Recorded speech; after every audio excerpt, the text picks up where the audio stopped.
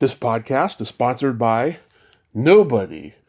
Hey dudes, welcome to Splat from the Past, the only 80s themed horror and sci-fi show where things can get totally radical.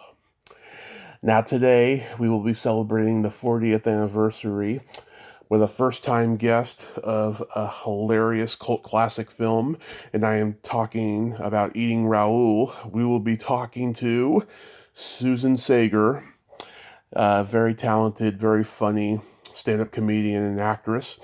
She was in Eating Raoul. She was also in Get Crazy, Roger Corman / Alan Arkish film. She was in The Presidio with Sean Connery and Mark Harmon. She was in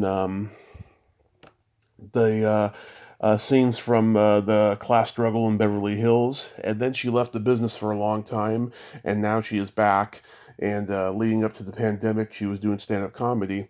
And we're going to get into all of that today, and I can't wait. Susan, she seems like a very sweet, down-to-earth person, and she has a gap in her teeth. I have a gap in my teeth as well. I think that's why we're getting early simpatico here, and it's going to be a great conversation. January is finally wrapping up good.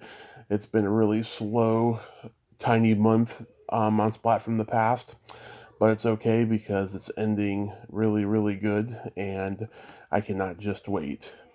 So yeah, here is my interview with Susan Saiger.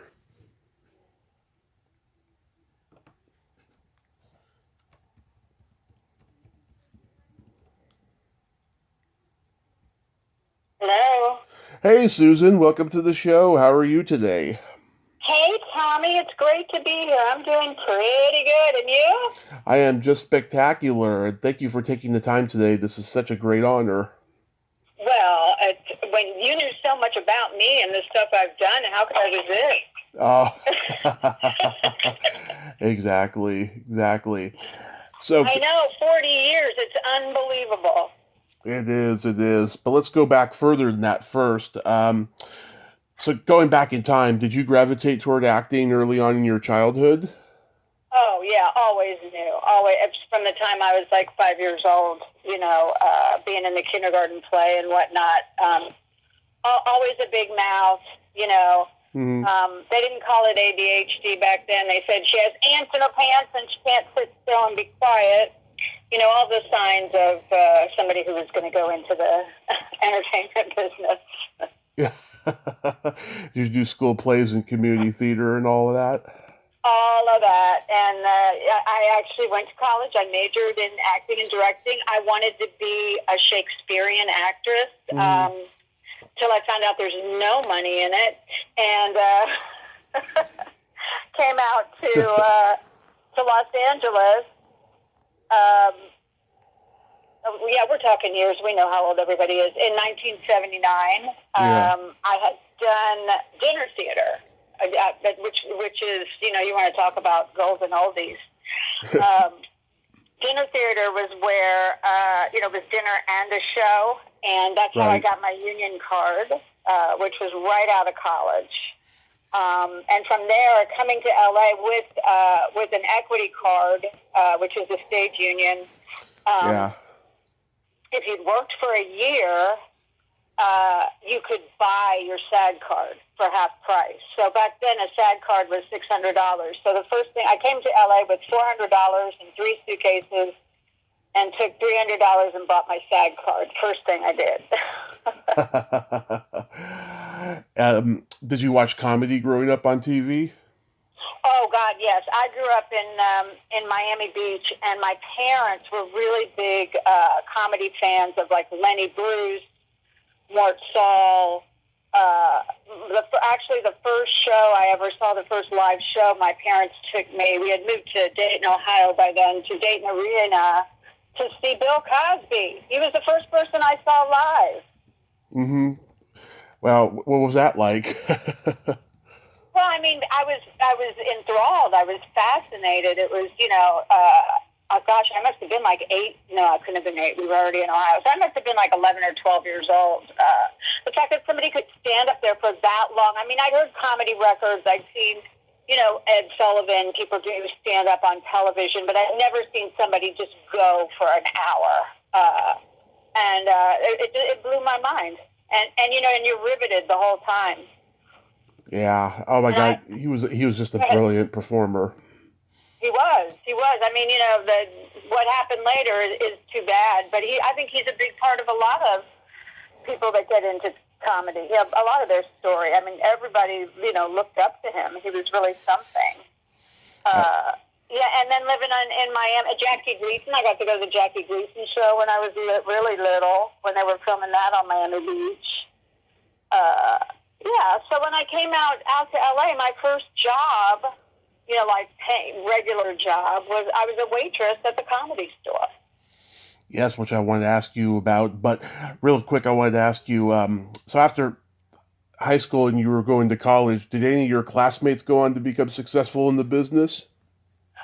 It was really funny. When I was I went to the University of Cincinnati, and Right.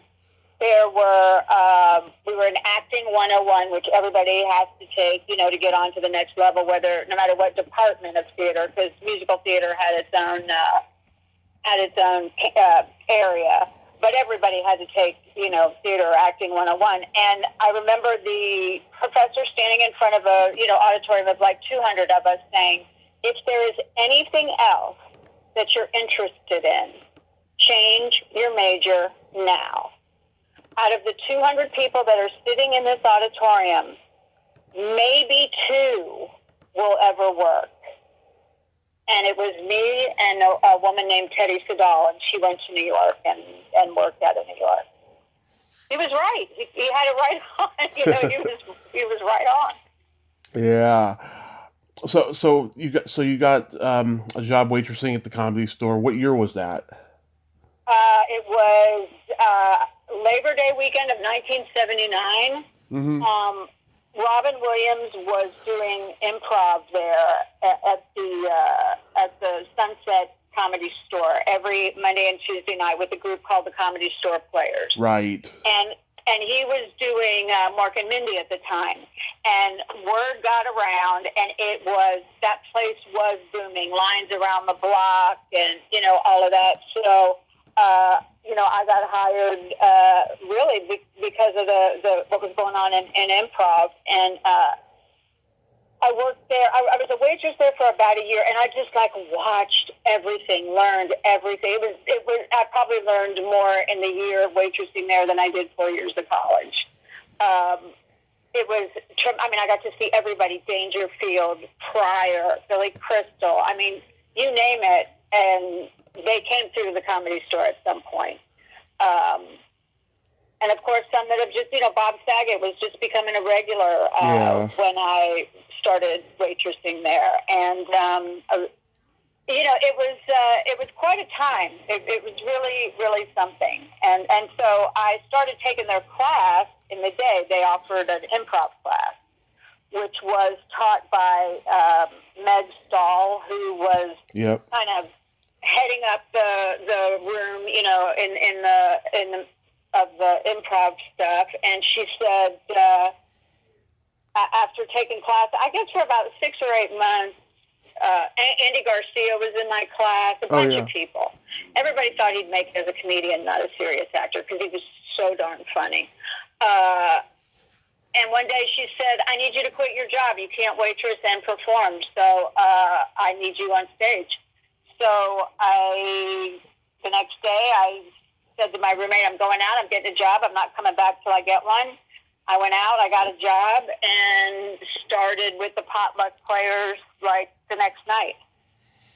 Wow. And so it was like the groundlings at the Comedy Store Players, because I've talked to a bunch of them.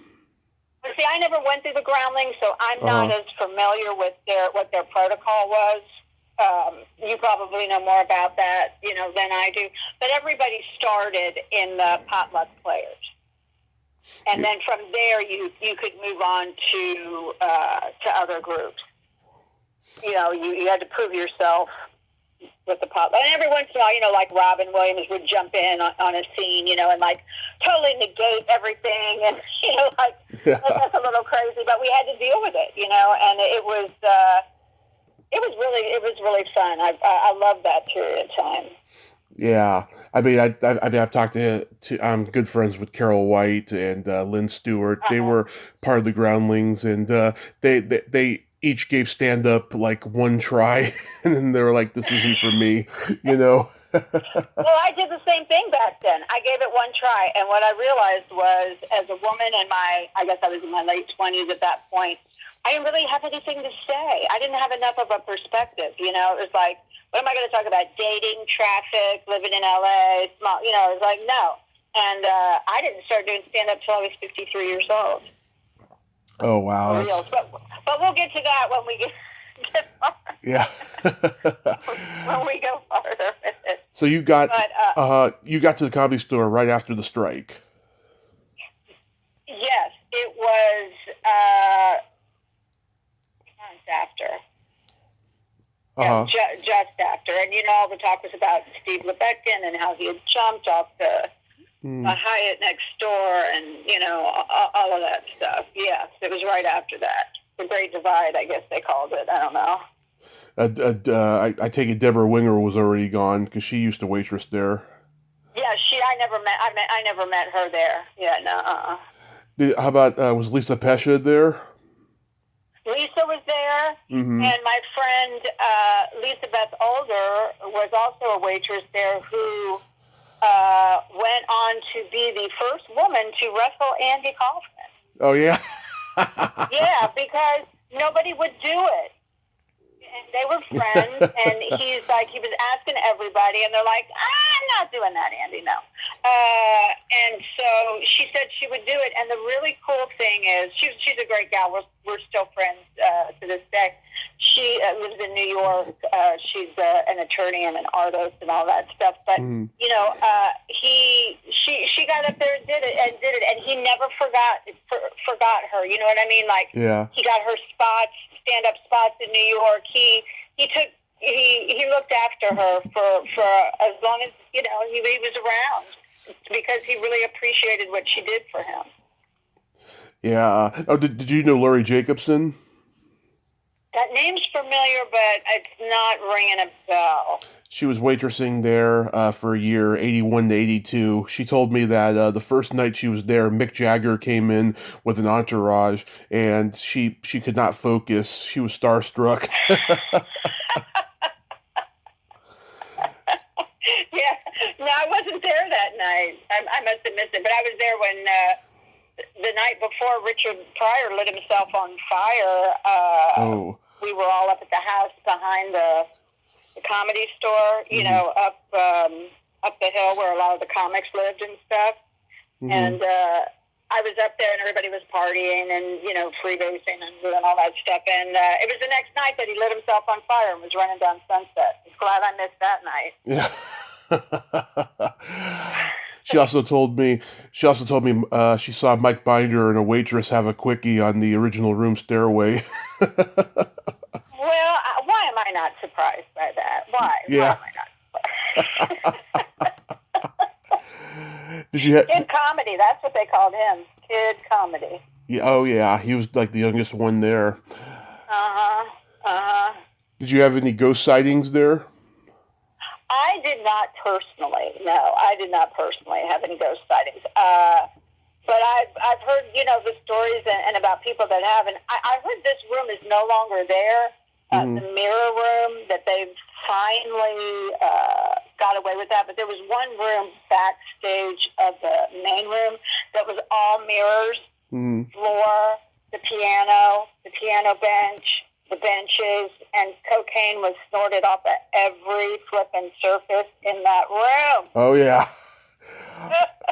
Oh, yeah, the story I heard was that at the Crest Hill house, Yakov Smirnoff threw the cocaine away that was on the mirrors. He thought everyone was eating powdered donuts all night.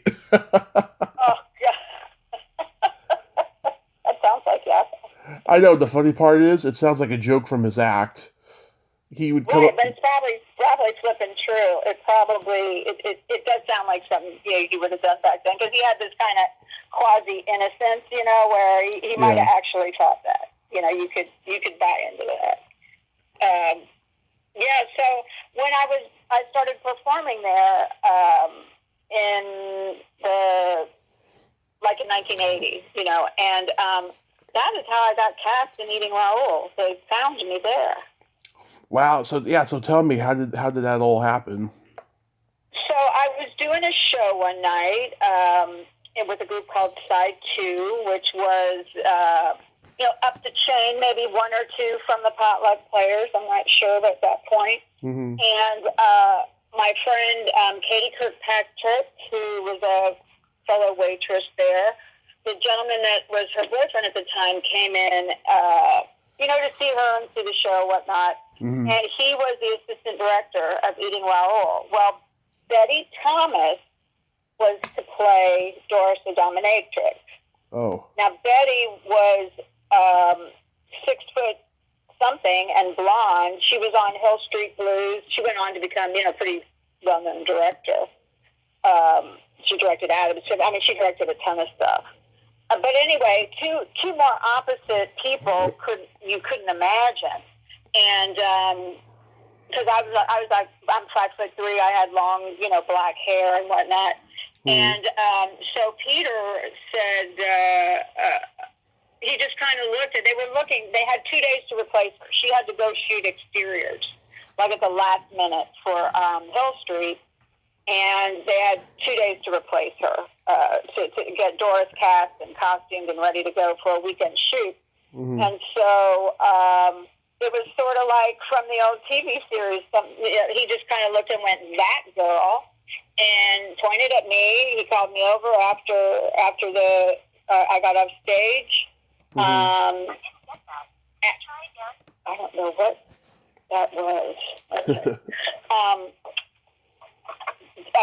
He called me over and said, I'd like you to audition for this, blah, blah, blah. Anyway, so it's my watch. Sorry about that. Mm-hmm. Can you hear me okay? Yeah, I hear you. All right, I'm getting rid of the watch. I got a call the next day from Paul Bartel, who said, "I heard that you're really funny and you do a lot of characters, and I have this role," and he explained everything to me and said, "Would you like to audition?" Now, this was my first movie audition ever. Mm-hmm. I'd been in town for like 2 years. So here's the thing you're not ever supposed to do is go to the director's home to audition for So if anybody listening out there thinks that's the way to do it, it isn't. But I did. Mm-hmm. And I went, back in the day, they had these outfits that were very popular. They were Dan skin outfits, very slinky, kind of leotardy looking things. And I wore a black leotard with a slinky tie skirt over it, and fishnet stockings and 6-inch green glitter David Bowie heels. Yeah. And, did my makeup and everything. And I must have weighed like 110 pounds. I was this tiny little thing. And Paul opened the door, and I let the skirt drop to the floor. So I was standing there in his doorway, just in my leotard and fishnets and shoes. And I stuck out my hand, and I went, "Susan Saiger." And he just started laughing. He just started laughing. It just cracked him up. And he said, come inside. And he started handing me all these different pieces of script because I played 5 different kind of personas of Doris. Right. There was the dominatrix, then her as a mom, then she poses as a border patrol person to scare Raoul later, a nurse, and what was the other one? Border patrol nurse. Oh, the blind nun. Yeah. Oh, yeah. Blind nun. So I went home. He called me, and I got the part. I'm sorry. That was the next film. I went home, and he said, "We'll let you know, but you're amazing." And that night, I had a show at the Comedy Store, mm-hmm. and I'm backstage in the green room. And Robin Williams, the phone rings, and Robin Williams answers it, and he starts screaming. He goes, "Susie, where are you, Susie?" And I go, "Saiger?" And he goes, "Yes, Saiger, you got the part. So he's the one who told me I got the part, and he handed me the phone. Oh, that's wonderful. Yeah, it was pretty cool.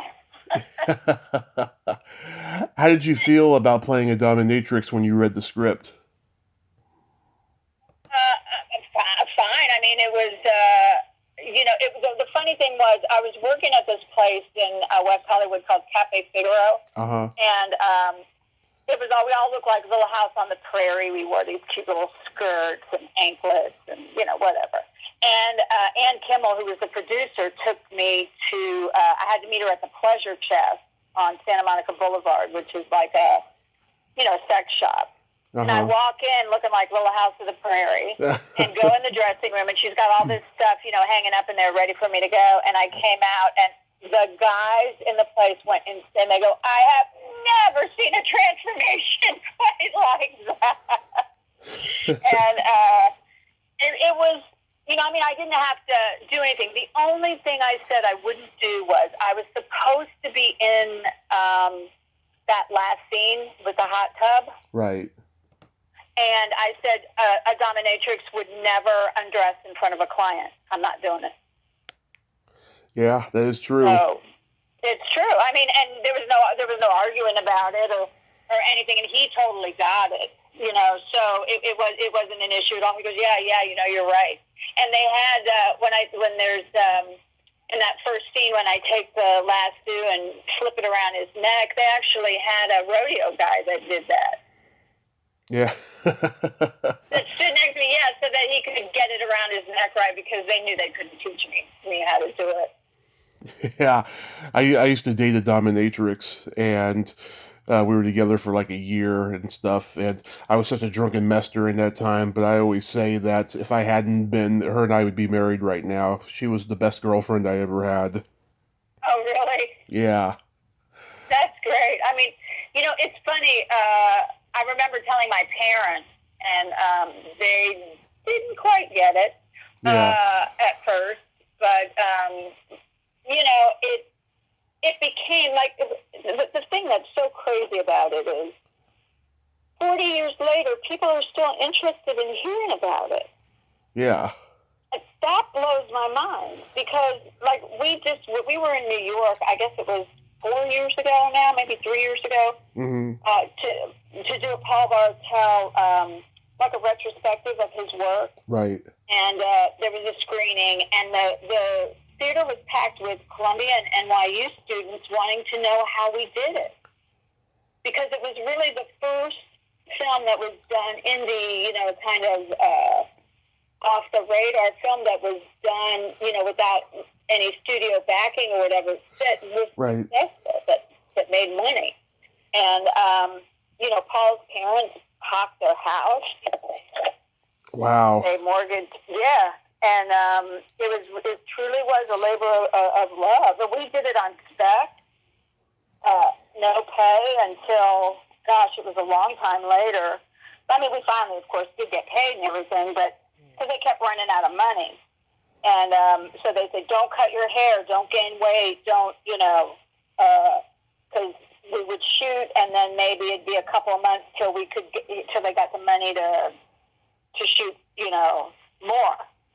And so it was funny. The first day on the set, my first scene that I did was that, lick my boobs big scene in the party.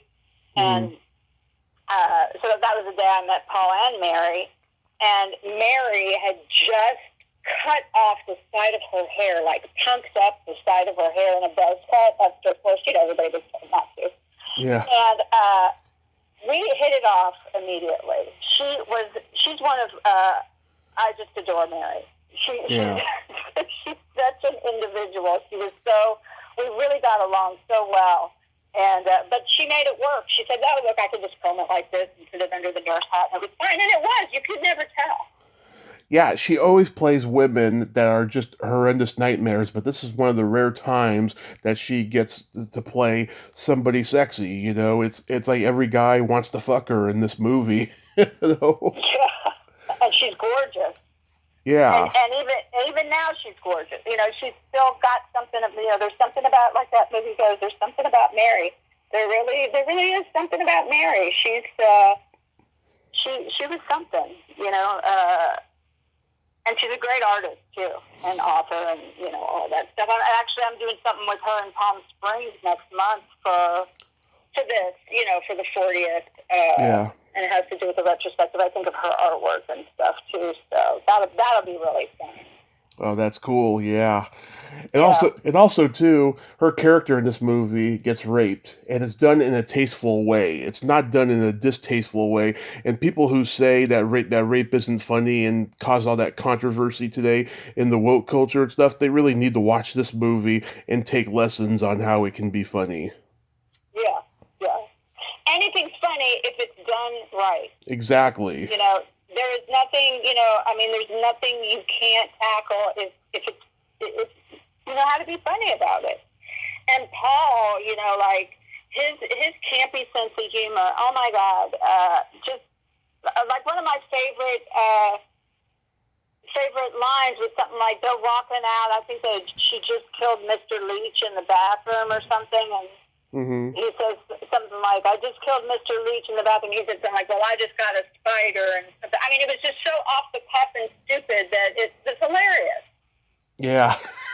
I just love the comedic energy of the movie because, he got all these great comic minds to be in the movie, like the guys from The Committee, Gary Goodrow and Dan Barrows, and of course, groundlings like Buck, like Edie McClurg and John Paragon, and Buck Henry is in it. It's such... Yeah, Buck, that's when the money came in, when Buck joined the cast.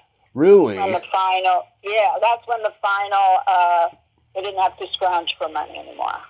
That's interesting. At the same time, I'm not surprised. Right. Wow. And that's why that happened with Edie, where I'm leading her and her husband out of the party. Yeah. Like, okay, you two mush, like on a dog thing. That's how they got me out of there so I wouldn't end up in the hot tub. That was the only change they had to make. Wow. Yeah, how was Robert Beltran? He's so great in the movie. Robert and I, we had an on-set romance. It's so funny because he saw my dailies before I knew who he was, so he came after me with a vengeance, and we are still great, great friends to this day. He's a great guy. Oh, my God. I adore him. I would never have guessed it. Can you guess what my second favorite movie of all time is? No, what? Night of the Comet. Okay. I just love his performance in that. He's so goofy and serious and just hilarious in that movie, especially the scene where he's playing the cowboy near the end. That scene always cracks me up. Another one who wanted to be a Shakespearean actor, and he a couple years ago was teaching Shakespeare at some Latinx theater here in Los Angeles. Taking Shakespeare to Huh. We were both very classically trained people. Yeah, and we kept going to these screenings, while they were trying to raise money and show, some of the film, to backers and investors and all this stuff. And what was really great with Paul was, at least he did with me, he always let me have at least one take where I got to do whatever I wanted. And so when the scene with the blind nun where she falls off the chair was something that I tried, and it wasn't in the script. Because I just said, it's funny to see somebody fall out of frame. It's just that, I know what funny is, that's funny. So I tried it, and I went and saw the dailies that day, and people were dying, cracking up. So when I went to the next screening, Alan Tamayan, who was the editor, had used a different scene, part of the, different take. And so afterwards he came up to me, he goes, hey, was there anything that you noticed that you liked or didn't like or that you saw in dailies? And I said, well, now that you asked, I said, and I never would have said anything. I said, I would put back the nun falling off the chair. I said, I really think that you're missing a big laugh there, because people, even people who had seen it 100 times in dailies and stuff, it got such a big reaction. He goes, you're right. So the night that it opened at Filmex, He came up to me and he said, Susan, thank you for putting back in one of the biggest laughs in this movie. I really am glad you said something. So there's some little silly, never done a movie before, know-it-all, who got listened to. How about that? Yeah. My favorite line you have, and it makes me laugh only because I'm very nonchalant when it comes to sex. I think it's the most natural thing in the world, and I always make people laugh with things I say regarding sex. But when you say that you draw the line with golden showers, that just it's a scream. I love that line. Yeah, stop if it draws blood, and I draw the line at golden showers. But Yeah. But it was funny when I did that. When I, did that first take, I'll never forget doing it and going, "Okay, this is for every man who's ever done me wrong." And we just had so much fun on that set. It was really, it was really such a great time. It really was. Yeah, and Paul Bartel, we lost him way too early. I mean, he was such a funny and entertaining guy in film. Yes, he was, and there was a sequel that was written to it. Bland Ambition. Bland Ambition. Yeah. And I was going to play every woman that had like 5 lines or under. They were just going to put me in different costumes, and because Doris wasn't really part of the restaurant, because it's after they buy the restaurant. And he passed away before we could do it. Yeah. I heard, he had like a deal with Vestron Pictures or something, but then they went under before he could make it or something like that. Yeah, I wouldn't know about the business side of any of that. I really wouldn't. Yeah.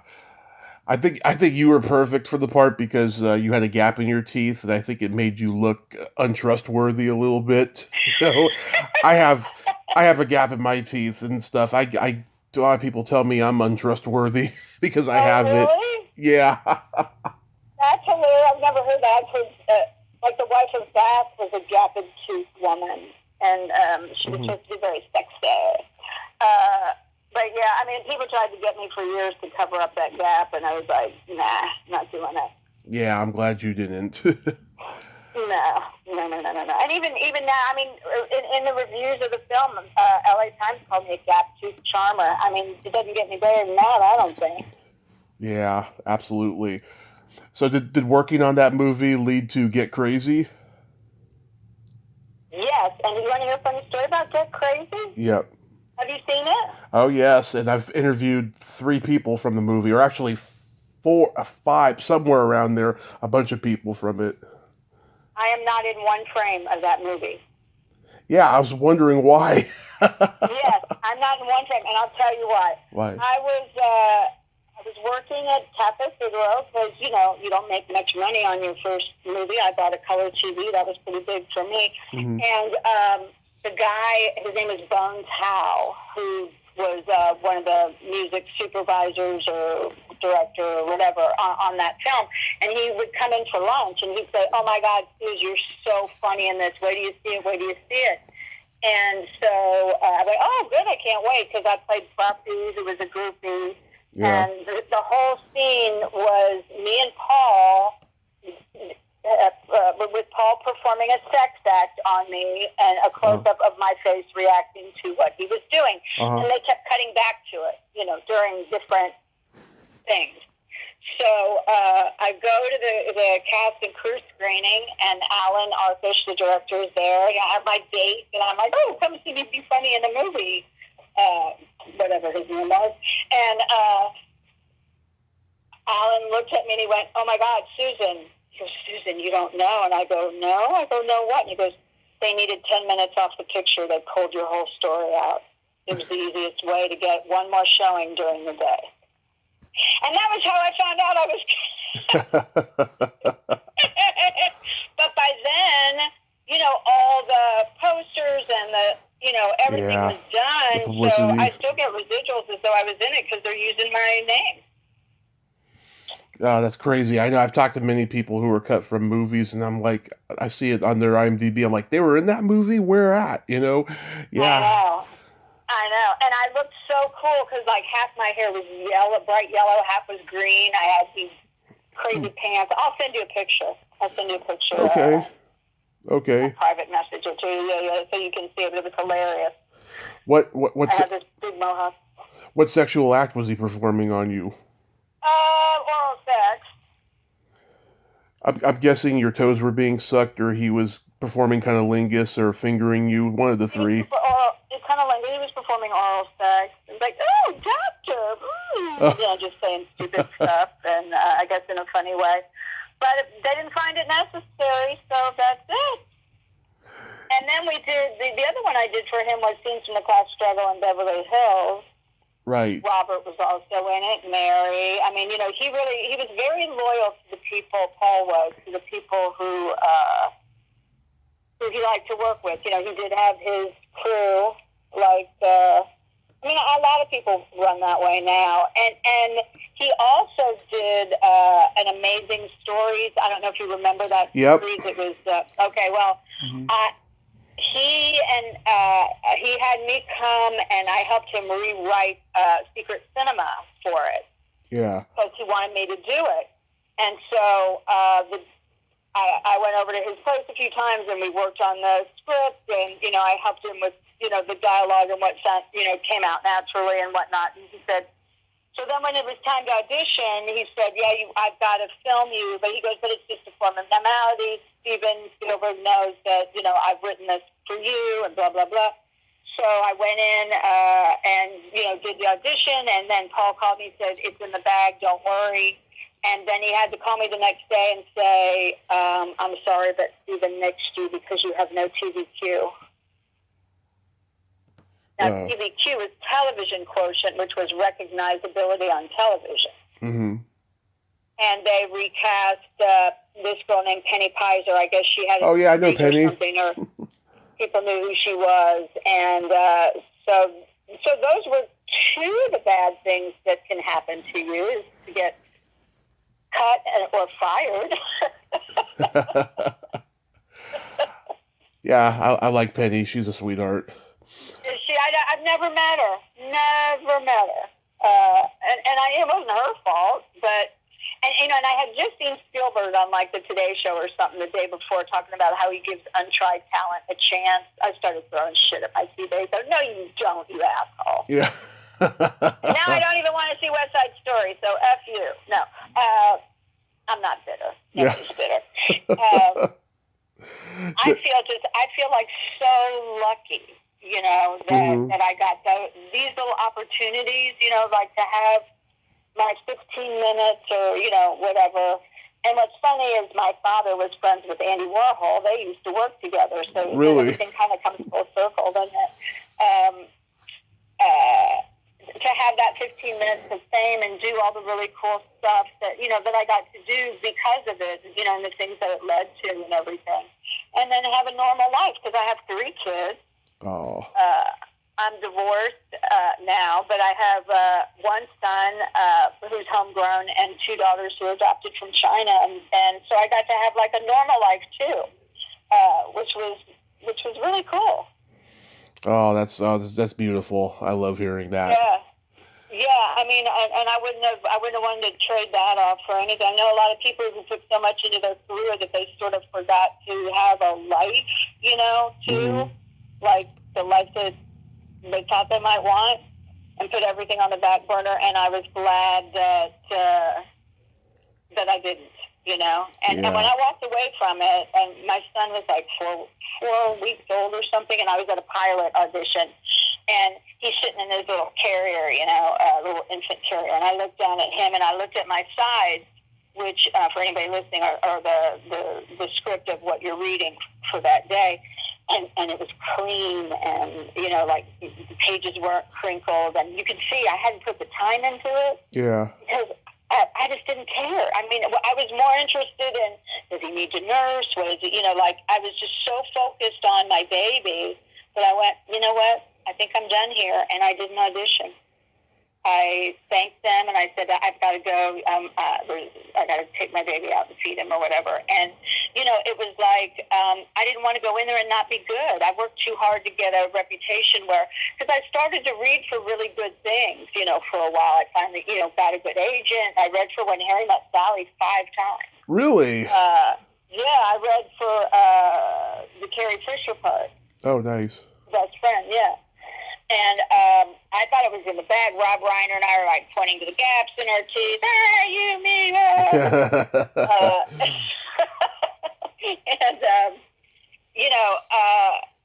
but they don't tell you that she was already cast, and you're just reading for what they call insurance. Yeah. She, couldn't do it.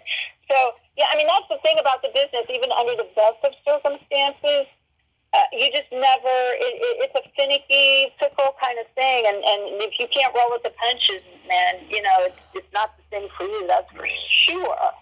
Absolutely. Absolutely. Oh, my God. So tell me about the Presidio. The Presidio, that was a great, Mm-hmm. I got to tell you, working with Sean Connery, that, for my father, that solidified me as an actor. He was like, okay, now you've made it. Now you're working with Sean Connery.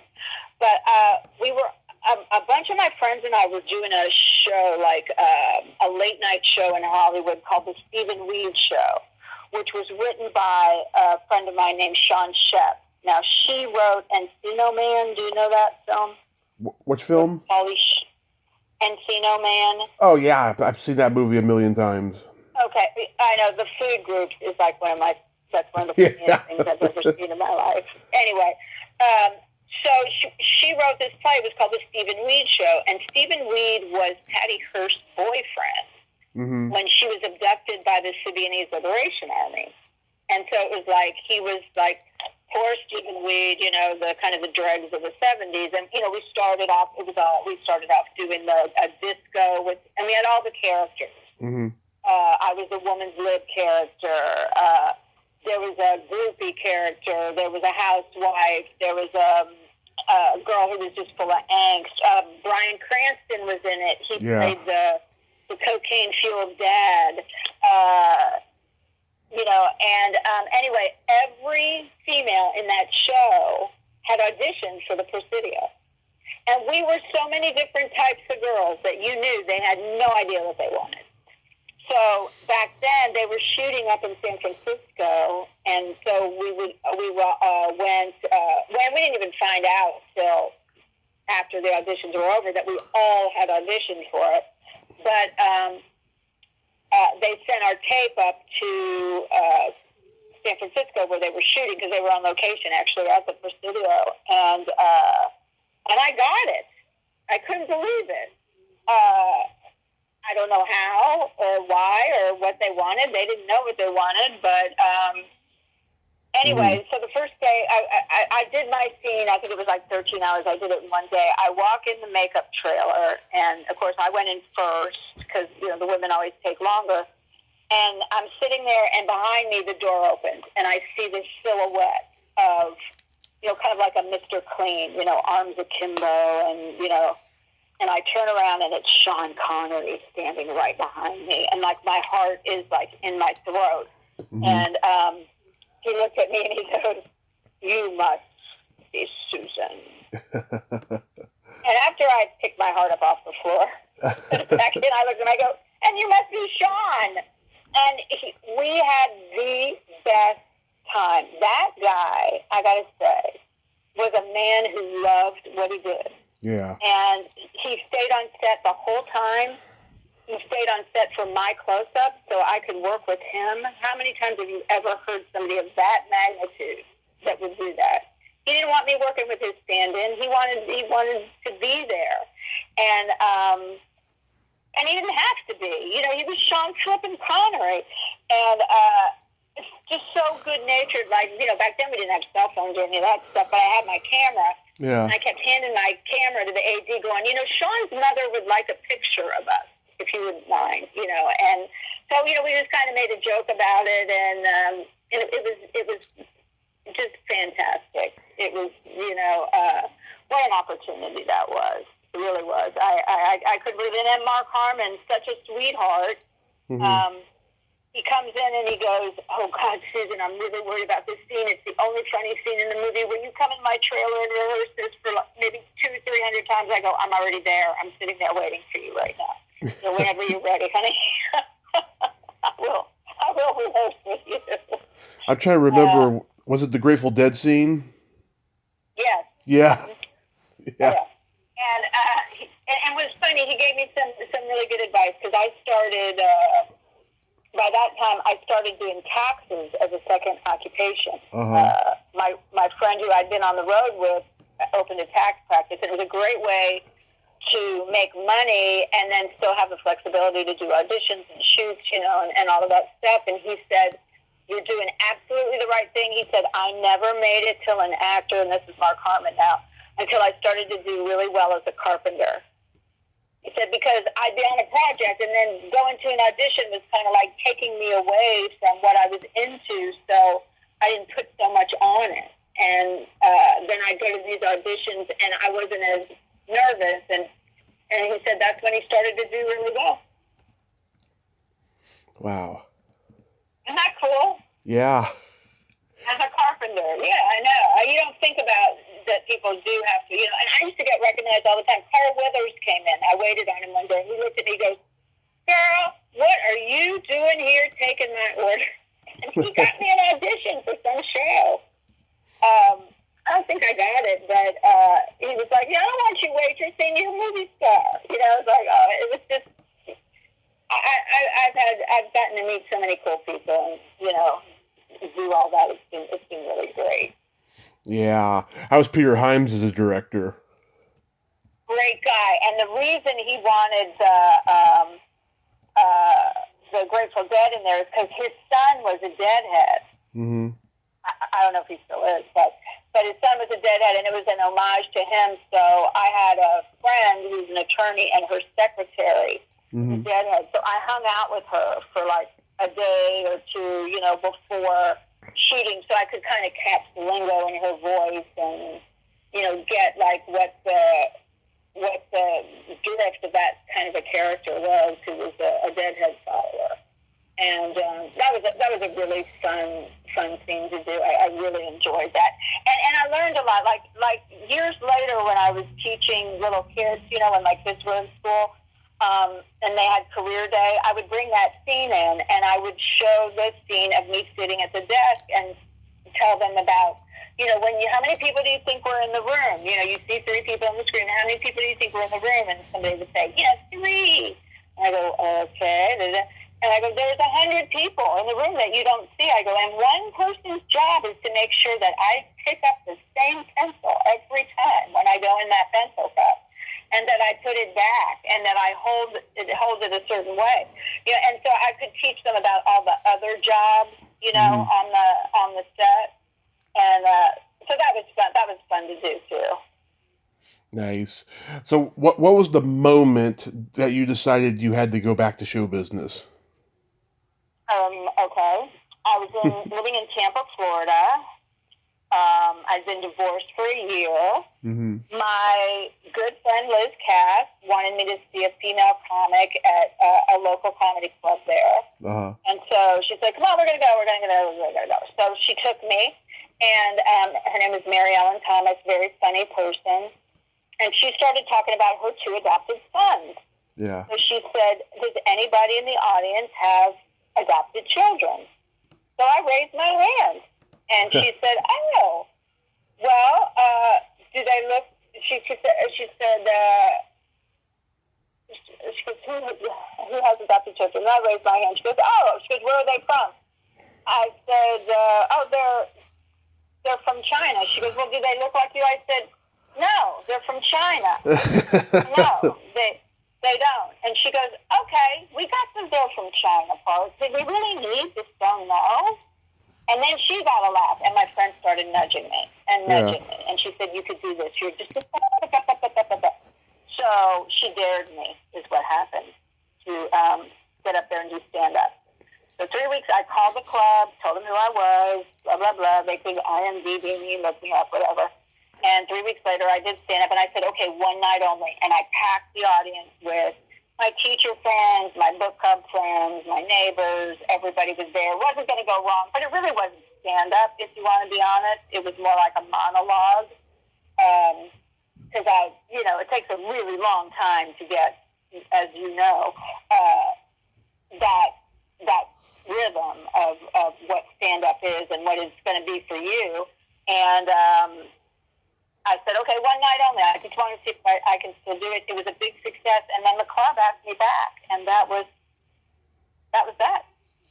I've been doing it ever since. I've headlined in Vegas. Mm-hmm. I've been all over the place. It wasn't what I thought I was going to end up doing, but I absolutely love it. Stand-up is my jam. Yeah. I mean, I did open mic for 10 years in San Francisco. It was great in the beginning, and then when the comedy boom hit, all these alpha male assholes came out of the woodwork, and I talked on stage the way alpha males talk off stage, and so a lot of the women comics couldn't trust me. It was really, really weird and confusing and sad, I'll tell you. Well, I think, like a lot of people say, it's harder for women and all that stuff. Yeah. It's a boys' club, and that's true to a certain extent. But Yeah. I think in a case like mine, it was an advantage to be a woman because just by sheer numbers, there's so many more dudes doing it than women that if you're a woman and you're funny at all, you're going to get noticed. Yeah, I mean, If people are open to it. Now, some people aren't. They're just as a woman and they shut down.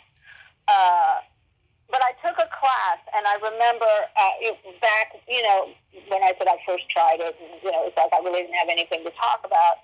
And the thing that I brought with me from that class was the teacher had said, ask yourself 4 questions. Who am I? What am I trying to say? How do I want to be perceived? And is what I'm saying universal? Yeah. And she said, when you can answer those things, you're ready to write. And that really helped me tremendously, especially going back to it, so many years later with so much of a different life experience, Yeah. And that really helped me a lot because I think until you really know who you are and what you're trying to say. And back when I first started, I was like menopausal hot PTA mom, Right. But I'm not that now. But it evolves, As you evolve, it kind of goes with you. I'm a grandmother now. Oh, yay! Yay for grandchildren. I didn't have any friends or mentors that were close to me that could tell me things like that, and had I had that, I would have went a different way. But I figured because I came off so innocent, but I looked like a huge football player, and I was a football player in high school, but I never hung out with the bros or anything like that, But I thought because of the way I looked and stuff, it would come off as funny, and it did in many cases. But yeah, I mean, the women, a lot of the women in the Bay Area comedy scene, they're doing it for the wrong reason. They're doing it because they're trying to get away from their husbands, and they're trying. That's the wrong reason. Yeah, they're trying to get away from their husbands. They're trying to do a hobby, like it's macrame or something like that. It's a soul crunching hobby. But the thing that's good about stand-up is, should you ever decide that you want to give it a go, there's no age on it. Right. And I always say that when I do a really long show, like a 45-minute set or whatever, I always close with, my mom became a tennis pro at 71. Yeah. I started doing stand-up at 53. You are never too old to do what you want to do. Just do it. There's no rules about it, and especially when it comes to stand-up. Now, I used to do a joke where, we talk about cancel culture or rape, and I would say, I had to rewrite the joke, and I usually don't do that, but just because the word rape is so vile to some people. Yeah. But the joke was, I've had to face facts. I've aged out of the rape category. I'm walking down the street. It's quiet. What? I'm still here. Hello. Yeah. And I changed it to I've aged out of the Me Too category. I think that diffuses it. But I did the Burbank Comedy Festival a couple years ago. Oh, God. This guy came up to me and said, "Loved your rape joke." I was like, "Okay, I see why change it." No, I mean, as long as it's one person, you have nothing to worry about. Right, but I mean, it's really an age joke. So I didn't need that's when I realized I didn't need the word rape. I thought rape made it edgy and that I could take that word and diffuse it a little bit because it isn't what it was about. I miscalculated. That's okay. I mean, no harm, no foul. But now it worked. But I even had a friend of mine who was an attorney who said, "I'm telling you, Suze, that's offensive. Don't do it." I was like, well, I mean, you don't want to turn off half your audience, right? Right out of the gate. So yeah, it wasn't necessary to the joke. Right. You know what I mean? That word. But I was disappointed that I couldn't use it. Yeah, I tried out for the Flappers Comedy Festival in 2015. I had just gotten out of the hospital after my car accident. I wasn't ready. I wish I had waited a year because I wasn't ready. One good thing though did come out of it, and I guess it was fate. Though I made a really good friend who's a comic, and she's been on this podcast 5 times I think now, and that was great. But other than where's she from? Well, she started in the Bay Area before I did, right? But then she left and went to Sacramento, and she was coming from Sacramento, and she was saying hi to everybody, that she knew when she started and stuff. And I had never heard of her, and our paths never crossed in 10 years before that, and we just became fast friends. I mean, we have no boundaries. We talk about anything, even privately on the phone and stuff. It's awesome. Nice. It's nice to have friends, Yeah. And that's the thing about, and I remember watching, Jerry Seinfeld, some interview that he did where he said, he can talk to a comic that he's never met before, and he knows, he has more in common and knows more about this person in 5 minutes than people in his own family. Because there's just this camaraderie. Anybody who stands up in front of other people with a microphone in their hand, you know something about them if you do that too. Yeah. So do you have any? I know COVID's been going on, but do you have any upcoming gigs or projects or anything? Well, I did. I just had one was postponed. I usually do Vegas 3 or 4 times. I work for Joe Sanfilippo up there at Bonkers. But I don't feel comfortable going to Vegas yet. I just don't feel comfortable. Yeah. I mean, we did all perform for a while. I did the Burbank Comedy Festival this year, the Riot Girl Festival in LA, and I actually made it to Best of the Fest for the 2nd year in a row at Burbank this year. Yay, me! But, with this COVID and Omicron and stuff, and I'm going through some little health issues right now where I have to be super duper careful. Oh. Yeah, so I'm kind of staying low, hanging low. Nice. Well, I have a secret silly game that we gotta play, and this is a series of silly slumber party questions, no win or lose, just pure fun. And how the game works is I ask you the question, you answer it, and then you ask me the exact same question, and I answer it. And feel free to comment on answers. Okay. Okay, Susan, are you ticklish? Yes. Tommy, are you ticklish? Oh, yes. I've been known to hit people in the groin. I'm so ticklish. What's your favorite part of the body? It could be anything. My favorite part of the body is the eyes because I'm a very visual person. Tommy, what's your favorite part of the body? The belly button. Okay. Is it the length? What is it? What turns you on about the belly button, Tommy? The shapes, innie or outy. Okay. It creates a real mystique, That was another thing that me and the dominatrix had in common, She was into naval torture and all that stuff, Q-tips and all of that. Are you an innie or an outie? Oh, I'm an innie. Me too. I'm an innie. Yeah. What color are your toenails painted? My toenails are painted red. Tommy, what color are your toenails painted? They're not painted right now, but last time they were lavender. Nice. I love a good lavender toe. Yeah, me too. What would you say is your best personality trait? My best personality trait is that I'm supportive and not judgmental.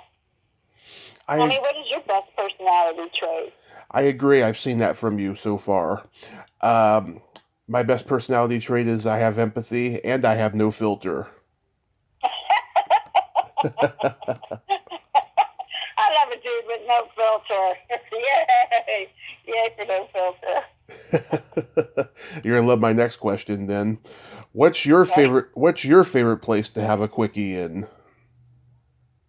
My favorite place to have a quickie in. Let's see. Let me try to think back when my last quickie was. My favorite place to have a quickie is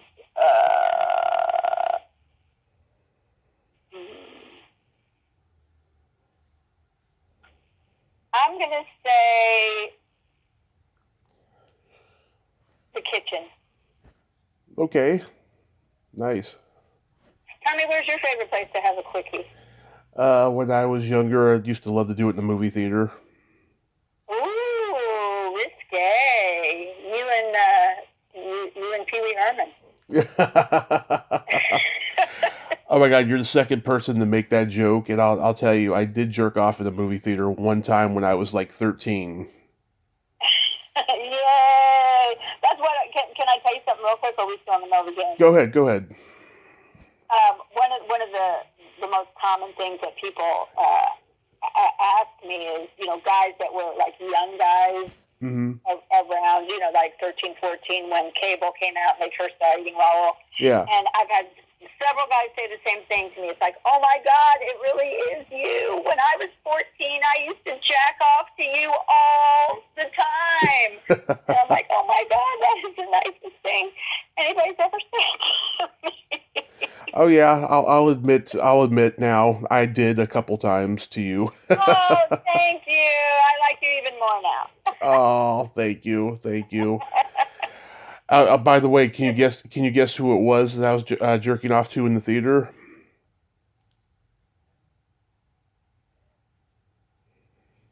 You can't guess? Winona Ryder. Carrie Fisher. Oh, Lord. Carrie Fisher tried to pick up a date of mine at a party. I wanted to shove her in the pool. Oh, my God. I was dating this attorney. She started, flirting with him. I'm like, you got to be shitting me. Yeah. Bitch, get your own, get your own. I know she's dead now. We can't talk ill of the dead, but damn, that was cold. Yeah. And now my favorite question, is there a stinky smell that just makes you gag? Is there a stinky smell that makes me gag? Yes, there are several. Let me think of one.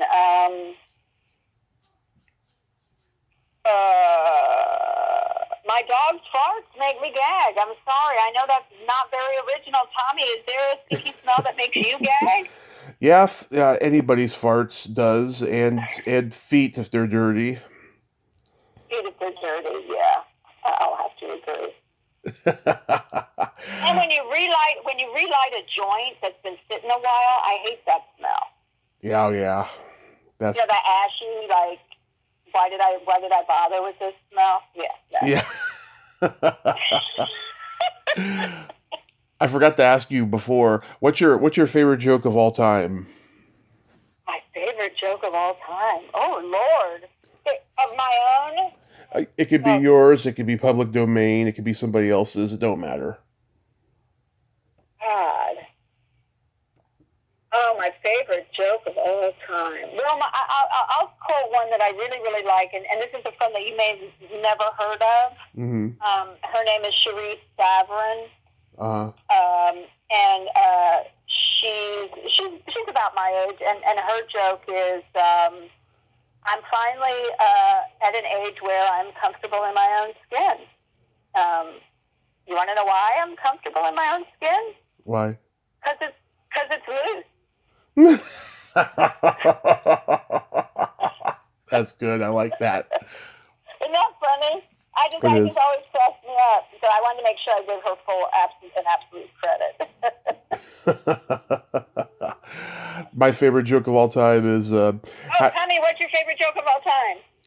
Oh, this is not part of the game. I just wanted to ask you earlier, but no, I'll tell you mine. How do you make your wife scream twice?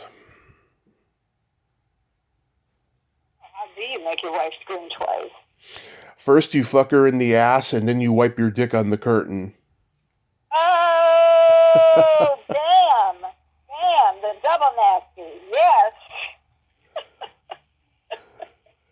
Yeah, a female comic told me that one. Really? Yeah. That's funny.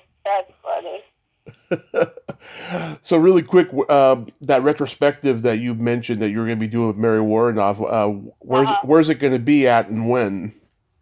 It's in Palm Springs. I know it's February 25th, and I'm not sure what the details are. If it's a public thing or a private part, I don't really know. But I can shoot you the info on it when I get it. I just have agreed to do it, so I don't have the rest of the information yet.